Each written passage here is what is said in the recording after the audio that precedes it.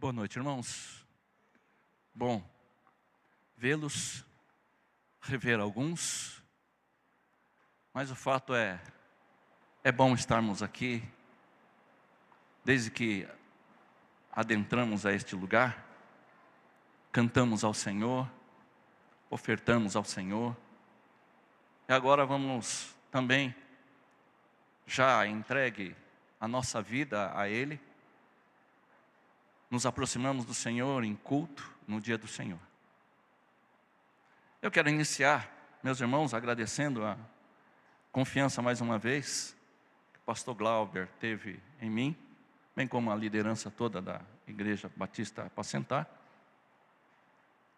E dizer que ontem, falando com o pastor Glauber, ele pediu para que também transmitisse um abraço à igreja, pediu que continuemos orando por ele. Então, ele passou esse recado dado aos irmãos. Quero iniciar então, fazendo algumas perguntas para a nossa reflexão dessa noite. Você que teve já um encontro com o Senhor Jesus, você que está aqui, e você teve um encontro com o Senhor, você tem a certeza absoluta, a convicção de que isso de fato ocorreu. Diante desta realidade, dessa tão grande salvação, como você se percebe? Como você se vê? Como você se analisa? Você já parou para pensar a respeito disso? Você já chegou a fazer um antes e depois? A sua mente era X, hoje é Y? A conversão ao Senhor Jesus,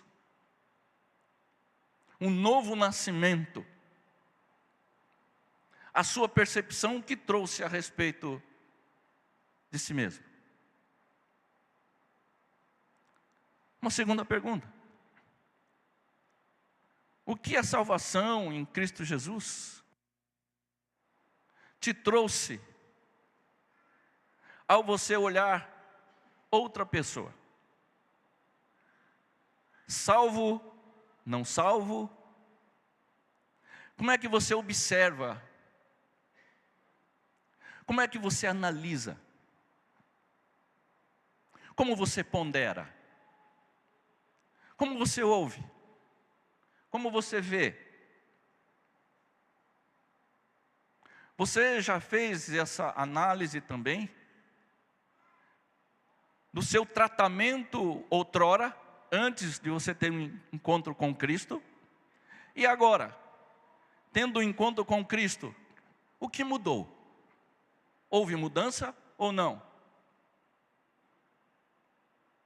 Isso é também, meus irmãos, para que nós analisemos até mesmo a questão da nossa confrontação, do nosso aconselhamento. Qual o juízo que você faz sobre as pessoas? Essas duas perguntas, ela vai nortear o texto que nós vamos meditar nesta noite. Apenas um versículo.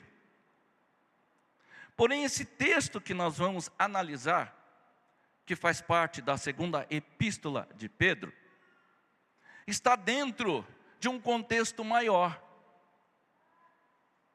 Pedro, ele está para morrer. Por volta do ano de 65 a 67, ele escreve essa segunda carta. Ele diz: eu vou deixar esse tabernáculo. E eu estou preocupado com vocês. Porque depois da minha partida, chegarão até vós homens que tentarão enganar vocês. Eles vão tentar enganar de todas as formas. De forma até sutil. E ele fala no capítulo 1, com relação à interpretação das Escrituras. De maneira que Pedro afirma que o engano que será, pelo apóstolo Pedro aqui, dito, que virá depois da sua morte, não vem de outra coisa, a não ser da distorção das Escrituras.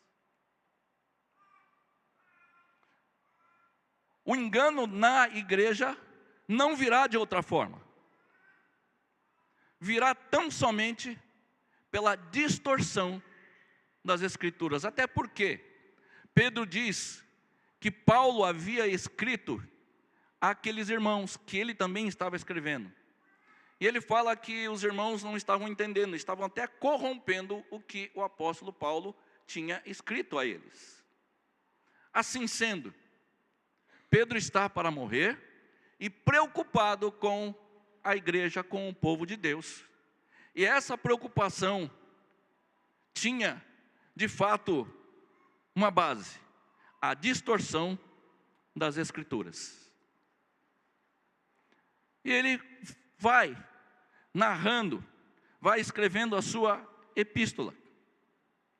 Assim sendo, é uma preocupação legítima, uma preocupação genuína de alguém que não somente ama ao Senhor, mas também ama o seu povo. Assim sendo, o discurso que Pedro impõe nessa segunda carta àqueles irmãos é: prossigam perseverantes em conhecer o Senhor até que Ele volte. Essa é o tema da carta. Ele estava preocupado e estava dizendo àqueles irmãos: perseverem. Perseverem até a volta do Senhor Jesus Cristo. Até mesmo porque alguns já estavam introduzindo na igreja a questão de que a volta de Cristo não é real. Assim sendo, se a volta de Cristo não é real, por que vamos perder tempo de viver para Ele? Por ser tão séria a situação, Pedro, ele teria então que escrever uma epístola. Haja vista que Pedro provavelmente, quando escreveu essa segunda carta, estava preso. Ele diz que ele ia morrer. E provavelmente também, meus irmãos, o apóstolo Paulo já tinha falecido. Na cabeça do apóstolo Pedro, e o zelo que ele tinha pelas coisas do Senhor e pela igreja, o seu pensamento foi: Paulo morreu. Ele escreveu as cartas àqueles irmãos da Galácia, da Bitínia, ali na Ásia Menor. Ele morreu. Os irmãos provavelmente estavam tristes. Agora também estava para a morte do apóstolo Pedro. A cabeça do apóstolo Pedro então é: eu preciso escrever àqueles irmãos. E ele sabia que aquela igreja já tinha sido informada de todas as coisas. Ele faz essa afirmação: vocês já sabem disso, mas eu não posso me calar. Até mesmo depois da minha partida, eu preciso admoestá-los a isso. Perseverem, perseverem, perseverem no conhecimento do Senhor até que Ele volte. Vá nos últimos versos da carta de Pedro. A gente vai perceber aqui a motivação a qual ele escreveu. 3, 17 e 18. Vós, portanto, amados, sabendo isto de antemão, guardai-vos de que, pelo engano dos homens abomináveis, sejais juntamente arrebatados e descaiais na vossa firmeza ou perseverança. Antes, crescei na graça e conhecimento de nosso Senhor e Salvador Jesus Cristo. A Ele seja glória, assim agora, como no dia da eternidade. Amém. A preocupação do apóstolo Pedro.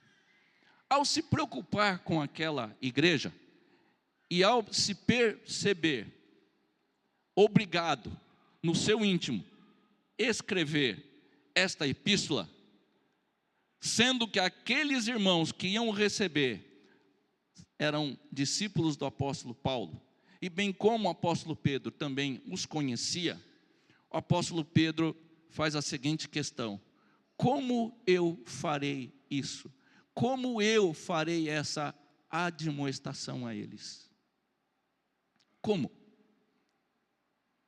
Por isso, meus irmãos, o título da nossa mensagem, ele teria, meus irmãos, que se identificar com os seus destinatários. Ele teria que se ver como um deles. Ele olha para aqueles irmãos e ele percebe: eu preciso falar com eles.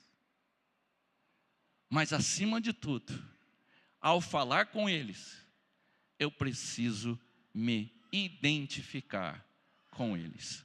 Por isso, uma identificação necessária. Havia necessidade, então, para que aqueles corações fossem alcançados, tristes, abatidos pela morte do apóstolo Paulo, e provavelmente ainda aumentada a crise pela morte próxima dele, apóstolo Pedro, ele ia escrever. E a ideia foi: eu preciso me identificar com esses irmãos. Por isso o verso 1, meus irmãos, vem tratar exatamente dessa identificação com aqueles amados irmãos. Por isso, as duas perguntas que lhes fiz no início: como você se vê após ter tido um encontro com Cristo? Como é que você se observa? Como é que você se autoanalisa? E ao fazer isso, como é que você analisa o outro à sua volta? As pessoas que estão à sua volta. Você quer falar de Cristo, mas como você se percebe e percebe outro? E Pedro, ele faz esta análise e inicia, meus irmãos, de uma forma tão própria, e que é um ensino para mim, é um ensino para cada um de nós. Segunda epístola de Pedro, capítulo 1, versículo 1, diz assim: Simão Pedro, servo e apóstolo de Jesus Cristo, aos que conosco alcançaram fé igualmente preciosa, pela justiça do nosso Deus e Salvador, Jesus Cristo. Primeiro ele se identifica, meus irmãos, como homem. Simão Pedro é o nome hebraico e o nome grego. As cartas que o apóstolo Paulo havia escrito, na qual ele também iria escrever, era o mesmo destinatário. Portanto, aqueles irmãos da Galácia, Bitínia, da Ásia Menor, tinha ali, no seio daquelas igrejas, judeus e gentios. A ideia de Pedro é: ambos precisam ouvir, tanto judeus como gregos, como gentios, eles precisam ouvir. Então ele se identifica, lhe dando essa duplo nome, Simão Pedro. Assim sendo, a intenção do apóstolo Pedro, ao se autodenominar Simão Pedro, judeu, um nome judeu e um nome gentílico, tinha a ideia de que eles, os destinatários, se lembrassem de quem era o apóstolo Pedro. Ele queria que aqueles irmãos se lembrassem de que o apóstolo Pedro foi aquele que foi alcançado pelo Cristo. Pedro queria que aqueles irmãos se atentassem que após ter sido chamado pelo Cristo, ele mesmo cita aqui, Ele foi no Monte da Transfiguração, ele mesmo cita. Mas Pedro também queria que aqueles irmãos que iriam receber a carta pudessem também relembrar que apesar de tudo isso, ele negou Cristo Jesus 3 vezes. Pedro, ele se identifica, ele faz uma afirmação: eu sou Simão Pedro. Lembra? Ele queria que aqueles irmãos soubessem que ele quem foi, que sacou da espada e cortou a orelha de Malco. Ele queria ser lembrado também, que as pessoas se lembrassem, que quando Jesus Cristo foi orar, deixou os discípulos orando, eles dormiam juntamente com os demais. Apóstolo Pedro queria se identificar com eles, para que eles pudessem perceber: eu sou assim, eu sou homem igual a vocês. Fui eu quem negou Cristo Jesus 3 vezes. E depois fui eu que recebi, quando está descrito lá no Evangelho de João: Pedro, tu me amas? Apacenta os meus cordeiros. Pedro, tu me amas? Apacenta as minhas ovelhas. Pedro, tu me amas? Senhor, tu sabes de todas as coisas e sabes que eu te amo. Pedro, ele tinha que se identificar com aqueles irmãos, para que eles pudessem perceber a fragilidade humana, como nós somos, como eu e você, nós somos seres frágeis. Amanhã estamos bem, depois mais não estamos. Ficamos pensando no nosso passado, ficamos triturando coisas na alma e no nosso coração. Pedro queria ensiná-los isso. Portanto, você que está aqui nessa noite, que já teve um encontro com Cristo, como é que você se observa? Você já percebeu quem era você? Você já fez uma análise? Quem era você antes de Cristo? Você já fez essa análise? Você já se colocou numa situação de que, se talvez Deus não tivesse alcançado você, o que teria agora? Onde você estaria? Onde eu estaria? Pedro, ele tem essa preocupação. Ele tem essa preocupação. Eu sou Simão Pedro, lembra? É ele mesmo. Eu sou o Simão Pedro. Eu sou o Simão Pedro. Mas sou agora o Simão Pedro que está disposto a morrer por Cristo. Agora eu sou Simão Pedro que está disposto a escrever essa carta, amando vocês de toda a alma e de todo o coração. Eu sou aquele Simão que no passado o Senhor teve misericórdia, graça. Agora eu sou o Simão Pedro que vai morrer de uma maneira até indigna do meu Senhor, por isso eu não quero morrer como ele. Pedro, ele se identificou com aqueles irmãos. Ao abordar alguém, ao falar com alguém, há no nosso coração uma vontade de ser mais do que o outro. É como se a salvação fosse algo meritório. É como se a salvação fosse algo que eu ganhei, fosse algo que Deus olhou para mim e que eu tivesse merecido, Ele me dado apenas por mérito. Isso não acontece no início da nossa salvação, mas no processo todo da nossa vida, até a nossa morte, ou a volta de Cristo, chegará no momento que parece que todas as coisas que acontecem conosco, parece que é meritório. É por isso que nós não vemos mais ao culto, nós não participamos mais dos trabalhos, não lemos mais as escrituras, não oramos. Sabe por quê? No meio dessa trajetória, nós pensamos que nós fomos objetos do amor de Deus por mérito e não por graça. Por isso, ao aconselhar, ao ouvir, você já reparou que a gente às vezes tem raiva das pessoas?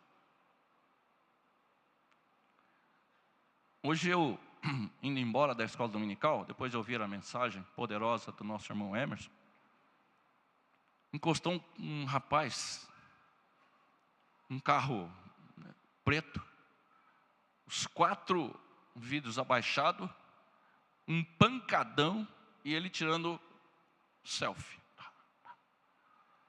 Irmãos do céu. Deu vontade de passar o sinal vermelho, que nós estávamos parados num sinal, num semáforo. A ira parece que vai tomando conta, sabe? Ô incircunciso. Ô integracionista.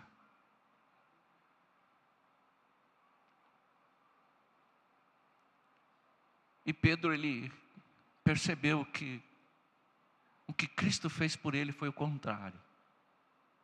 Ele começou a perceber aqueles irmãos como alvo da sua misericórdia, do seu cuidado. Por isso você, ao perceber alguém que persiste no pecado, não desista. Não desista. Familiares nossos que parece que não ouvem, é assim mesmo. Assim foi comigo. Minha mãe orou muito tempo por mim. Minhas cunhadas oraram muito tempo por mim. Um dia aconteceu. Sabe por que nós desistimos de orar, de ser misericordioso? Porque nós pensamos que conosco foi meritório. Eu me entreguei. Não, você não se entregou. Se dependesse de mim, de você, você nunca se entregaria ao Cristo. E quem ainda não se entregou, por si só você não vai se entregar a Cristo. Não vai. É por isso que Simão Pedro, ele teve que se identificar. E teve uma identificação necessária. Eu preciso me identificar. É necessário. Por isso, como é que você se vê? Como você vê seu pai, sua mãe, seus filhos, primos, parentes, amigos? Como é que você vê? Superior? Se enche o peito e fala? Se fala, né? Na maioria das vezes a gente não fala, a gente se esconde. Se por um lado Simão Pedro, ele se identificou, é uma identificação necessária como homem, agora ele vai se identificar por conta de uma nova identidade. Olha o que ele diz, ele usa também dupla qualificação, servo e apóstolo de Jesus Cristo. Na língua original, servo e apóstolo é como se estivessem juntos. A ideia é que Pedro escolhe a palavra servo e vem primeiro, que a ideia é, eu sou um apóstolo, mas o serviço apostólico é de servidão. A ideia do apóstolo Pedro aqui é afirmar àquela igreja que por ele ser apóstolo, ele não estava acima. Ele não era o camisa 10. Tanto é que no original é um servo e apóstolo. Não é o cara. Pedro não se identifica como o cara, o apóstolo. Um servo e apóstolo.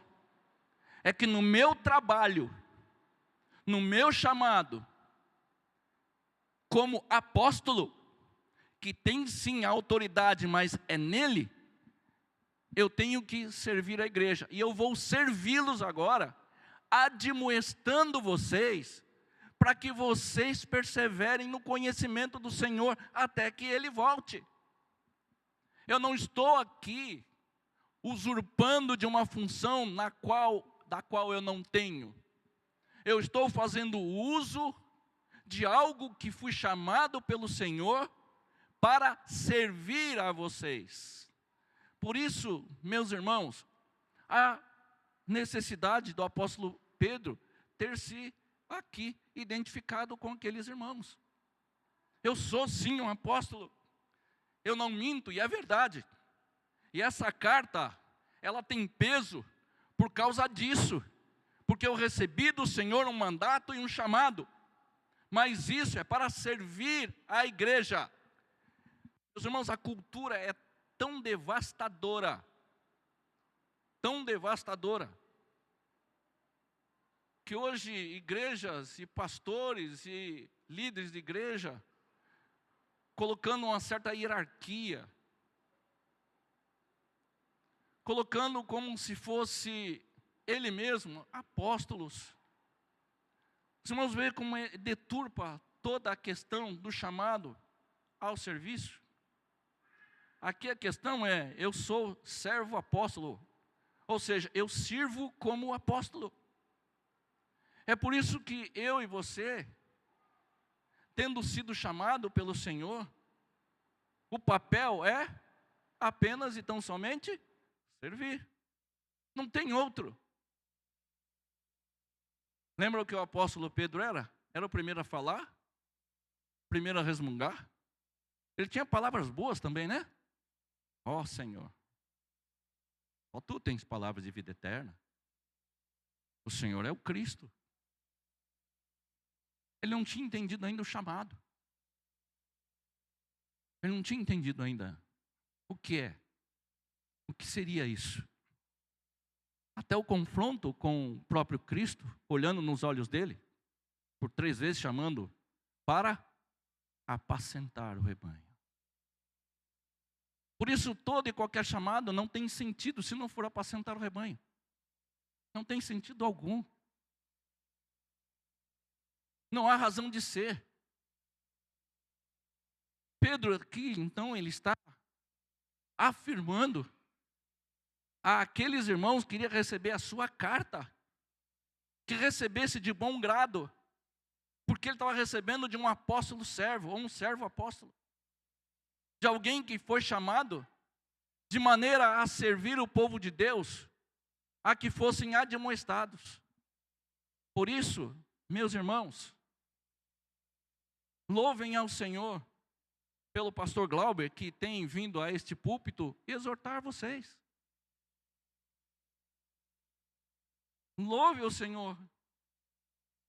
Que o Pedro aqui, depois ele vai falando desses homens, eles querem apacentar a si mesmos. Eles querem aplausos. Ele fala do juízo que virá sobre esses homens. Por isso, meu irmão, na sua caminhada cristã, a qual você precisa perseverar, e ao aconselhar alguém, como é que você se posta? Como é que você se intitula? Como é que você se vê e vê o outro?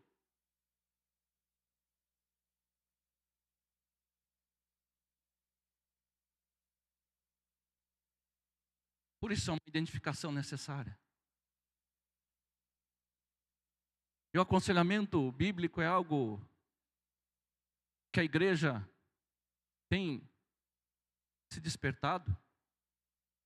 E eu vou contar uma coisa para vocês, cada vez que eu participo de um aconselhamento, mais eu aprendo.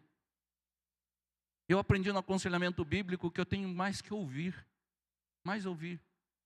Não é uma psicologia, meus irmãos, não é uma terapia, não é nada disso. Mas é que eu preciso ficar atento ao que o meu irmão está precisando. E se eu falar demais, eu não vou me atentar exatamente à questão que ele está ali precisando naquele momento. E nós gostamos de falar, de mostrar conhecimento, teologia, e assim vai.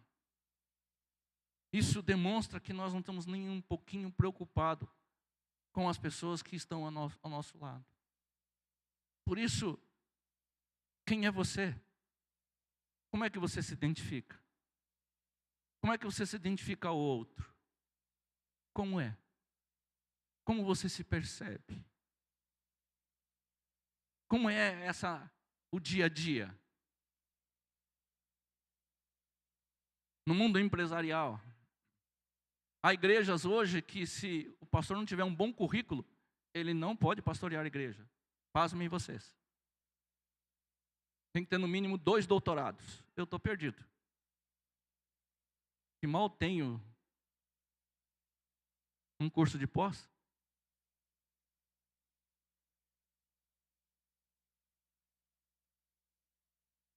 A preocupação do apóstolo Pedro, ele tinha que se identificar a uma identificação necessária. Você se identifica quando você vê alguém, você quer ouvir?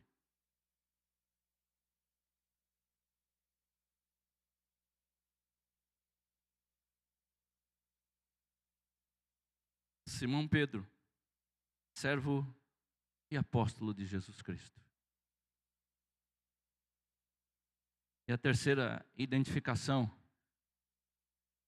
é que o presente dado a Pedro por Jesus é o mesmo que deu a mim e a você. Eu acho tremendo isso, irmãos. Essa identificação me causa assim até espanto. Aos que conosco alcançaram fé igualmente preciosa. Aos que conosco. Sabe o que Pedro está dizendo? Que por ele ser servo apóstolo, apóstolo servo, o chamado pressupôs a sua salvação. E a salvação vem por meio de uma ferramenta que o próprio Deus dá, fé. Pedro está dizendo, sabe essa fé que Deus colocou no meu coração, no coração de Paulo, no coração dos apóstolos? Sabe como Paulo vivia? Sabe a fé que ele praticava?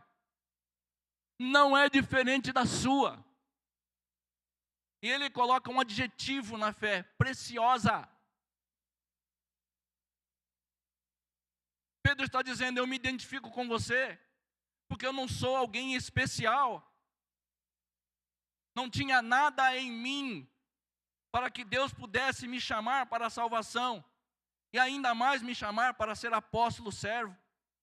Porque a mesma fé que ele aplicou, depositou e trouxe como um presente da sua graça no meu coração, é a mesma que está em vocês. É a mesma, não muda. Não tem diferença. Meus irmãos, isso é tremendo quando nós olhamos para a vida desses homens. E nós colocamos esses homens lá em cima. Mas ao olhar esse texto, a gente fala, Senhor, eu te louvo. Porque essa mesma graça bendita, essa mesma fé que alcançou Paulo, que alcançou Pedro e os demais apóstolos, é a mesma que me alcançou. É a mesma. Não tem diferença. A graça do Senhor é sobre cada um de nós, desde quando Ele nos viu e nos criou como homem, nos tornou seus servos, porque foi a partir da aplicação dessa fé, que é unicamente vinda dEle, é que nós hoje podemos nos identificar com irmãos e socorrer aqueles que precisam do Senhor Jesus Cristo. Por isso essa fé, essa salvação tão preciosa, que fez o apóstolo Paulo bradar, o viver é Cristo, o morrer é lucro. Que fez o apóstolo Pedro escrever agora, capítulo 1, verso 13, 12 e 13. Por isso não deixarei de exortar-vos sempre acerca destas coisas, ainda que bem as saibais, estejais confirmados na presente verdade. Depois ele vem e diz, porque não vos fizemos saber o poder e a vinda de nosso Senhor Jesus Cristo, seguindo as fábulas astuciamente compostas, mas nós mesmos vimos a sua majestade. Hoje nós não podemos ver Cristo como Pedro o viu, mas nós podemos ver Cristo como Pedro viu. Podemos e já vimos. A sua graça é excelsa. E ele vai dizer, eu já estou deixando o meu tabernáculo. Meus irmãos, se você souber hoje que iria morrer, como é que nós nos portaríamos? Eu não sei. Eu não sei se a médica chegar para mim amanhã e falar, Altair, não tem mais o que fazer. Não tem mais o que fazer, é aguardar, você tem um período de vida. Eu não sei. Eu não sei. Mas eu olho para esse texto e falo: Pedro, você ia morrer, e ainda você vai exortar os irmãos, vai consolar os irmãos? É possível. Que fé é essa? É a mesma. É a mesma. É a mesma fé. É a mesma, não muda. Preciosa. Que o Senhor deu a ele e deu a cada um de nós. E sabe por que é preciosa? Porque ele prossegue. Porque é na justiça do nosso Deus e Salvador Jesus Cristo. Você que tem a versão atualizada, vai estar escrito: fé é igualmente preciosa na justiça de Deus. Quem está com ela aí? Dá uma olhada, não é na? Na minha, é corrigida, é apenas gosto. Na versão peregrino, as duas que eu consultei, é fé igualmente preciosa pela justiça de Deus. Qual a diferença, pastor? A razão é a seguinte, irmãos. É que fé preciosa na justiça de Deus, está errado? Claro que não. Porque essa partícula na, no grego, tanto pode ser na como pela. Porém, pelo contexto que ele diz que a fé que nós alcançamos é algo que Deus dá. Se é algo que Deus dá, então é pela. E é interessante, meus irmãos, que se nós analisarmos apenas a salvação na justiça, eu tenho que pensar da seguinte forma: se eu vou crer na justiça, algo pressupõe que alguém tenha que falar para mim para eu crer na justiça, correto?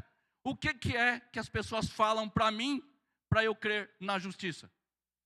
Qualquer coisa. Até uso de chavões, até mesmo questões psicológicas.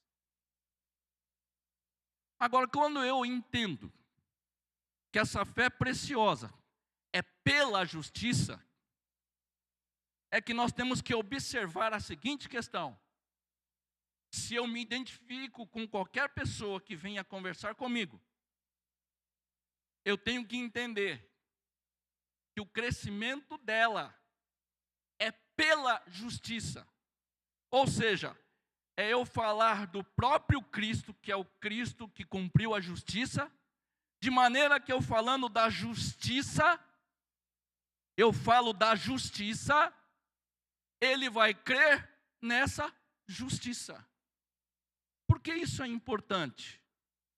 Porque há conversões que eu tenho visto que não é pela justiça, é por outra coisa. E Pedro está falando o seguinte: essa fé preciosa, ela veio pela justiça, ela veio pelo Cristo. Eu vi o Cristo, ele me encarou, olhou nos meus olhos.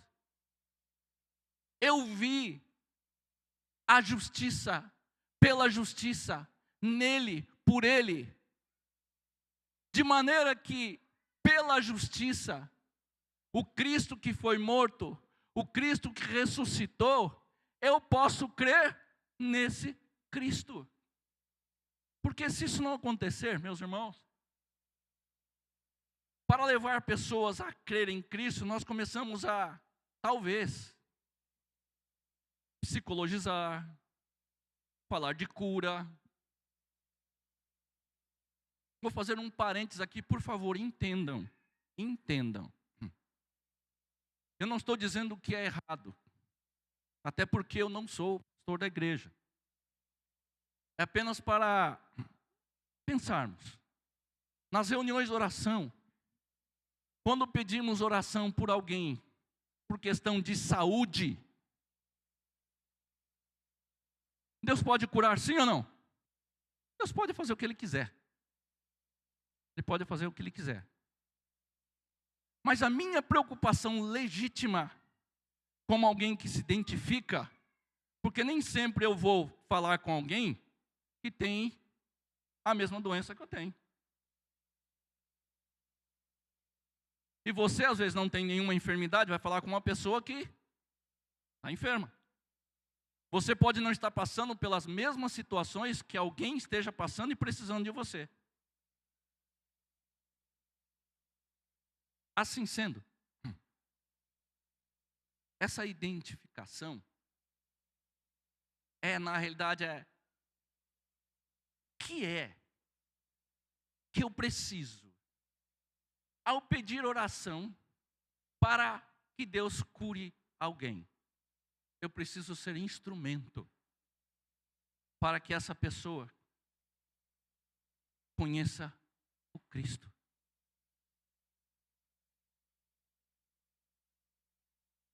Por isso, quando você pedir oração por alguém, por uma questão de enfermidade ou qualquer coisa, antes de pedir, eu não quero aqui trazer nenhum constrangimento, por favor, apenas um ensino. Entre em contato. Entre em contato.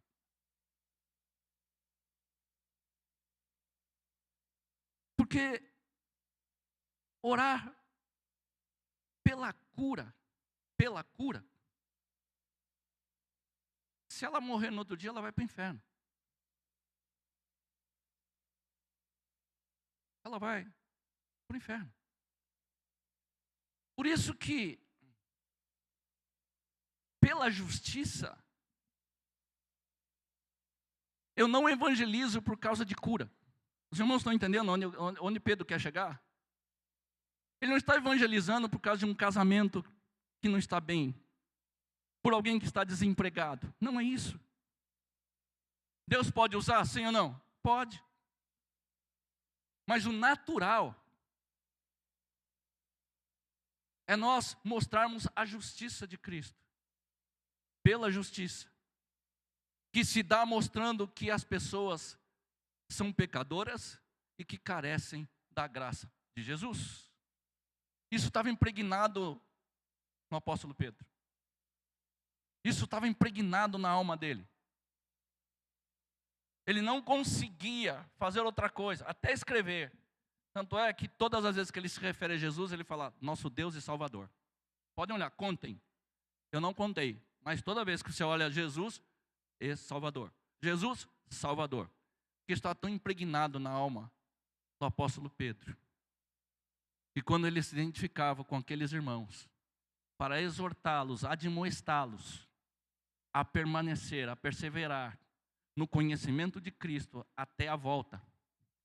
E ao se identificar, primeiramente, na mente dele tinha, Cristo Jesus é o meu Salvador. Cristo Jesus é o meu Salvador. Por isso ele podia se identificar. E a maior identificação, então, nós podemos ter com as pessoas hoje, é Cristo Jesus é o nosso Salvador. Por isso que é pela justiça. Pela justiça. Não tem nada de errado na justiça. Desde que as pessoas compreendam na justiça. Mas é pela justiça, ou seja, eu ouço a justiça de Cristo que naturalmente me leva a pensar que eu sou injusto, pecador e careço da morte, para que então eu possa entender o Cristo que morreu por mim. Se isso não ficar claro, nós não vamos conseguir nos identificar. Porque se é levar somente à justiça, eu posso incorrer no erro de usar qualquer metodologia. De qualquer maneira. Às vezes as mães preocupadas com os seus filhos, abrem para fazer tudo, esposa, maridos. Mas não se enganem, meus irmãos, não se enganem. E quando Pedro diz que a fé preciosa é pela justiça, ele está dizendo uma coisa só: não existe outra maneira. Se você quer se identificar com alguém, ouse a falar da justiça desse Cristo. Quer orar por alguém? Amém, louvado seja Deus. mas ouse a falar da justiça desse Cristo. Quer ser bênção na vida de alguém que está passando desemprego, uma questão financeira? Ouse falar da justiça de Cristo. Ouse a falar da justiça de Cristo. Porque nós somos tentados a fazer todas as coisas, menos falar dessa justiça tão preciosa, essa fé tão preciosa, que foi derramada no coração dos apóstolos. E quero terminar afirmando: a mesma que está no meu e no seu coração. Glória a Deus. Olhando esse texto, esses tempos, eu não tive outra coisa a fazer, a não ser muito grato a Deus. Deus, então, é a mesma fé do apóstolo Pedro. Então, amanhã eu posso morrer em paz. Sim, filho, você pode morrer em paz. Deus, então, eu posso perder entes queridos? Sim, filho. Porque a minha paz eu te dou. É a mesma fé. Por isso nós cantamos aqui um cântico falando: só põe a minha fé. Eu não vou cantar porque eu soube que fazem meme depois, né? Já falaram para mim, então eu não vou me arriscar. Mas nós cantamos isso, irmãos. Você é homem como eu. E seu passado te condena, não há pecado que o Senhor não possa perdoar. Sabe qual é o único pecado que Deus não perdoa? Vocês vão falar, né? Blasfêmia contra o Espírito Santo. De fato é. Mas sabe o que é blasfêmia contra o Espírito Santo? Não crer em Cristo. Porque o Espírito veio nos convencer da justiça, do pecado. Se você não é convencido de que é um pecador, não tem o que fazer. A não ser continuar orando, me identificando com você, sendo bênção na sua vida, assim como todos aqui, um dia, seremos na vida de um do outro. Só a incredulidade não tem perdão. Pastor, mas eu fiz isso, fiz aquilo. Filho, não tem pecado que Deus não possa perdoar. Não tem, não existe. Senão o sacrifício seria insuficiente. O que você teme? Jesus te salvou, te deu uma fé preciosa. Teu passado ainda te atormenta. É? Teu passado te atormenta hoje, parece que não é passado, é presente. E você já está lançando lá no futuro. Te aprisiona, te machuca. Jesus é o Senhor. A fé preciosa que Ele deu aos apóstolos, deu a mim e a você. Aqui não é autoajuda, aqui é a Bíblia que está dizendo. É a Bíblia. Qual o pecado que tem te atormentado? Qual? Qual a sua identidade hoje? Já perdoado por esse Cristo? Qual o seu papel? Como é que você vê as pessoas? Como é que você vê o seu filho? Quando a gente ora pela salvação do nosso filho, olhar, ele precisa de Cristo. Olhar para o marido, ele precisa de Cristo. Olhar para a esposa, ele precisa de Cristo. Olhar para os meus pais, precisam de Cristo. Porque é pela justiça. É pela justiça, unicamente pela justiça. Por isso não desista. Persevere até a volta de Cristo. Não sei quando Ele voltará, eu não sei quando nós vamos morrer. Não sei. Mas perseveremos em conhecer o Senhor. Como o apóstolo Paulo fecha essa carta. Cresçamos em conhecer o Senhor. Foi para isso que Ele nos salvou. E nos identificando com as pessoas que carecem de Cristo. E aqueles que já tiveram um encontro com Cristo. Estão passando por fases tão difíceis. Sejam de enfermidades ou outra coisa qualquer. O apóstolo Pedro, então, ao ler a sua carta, ele nos encoraja. E que nós, assim, entendamos essa identificação. Ele precisava fazer isso. E nós, também hoje, a olhar para os nossos irmãos, olhar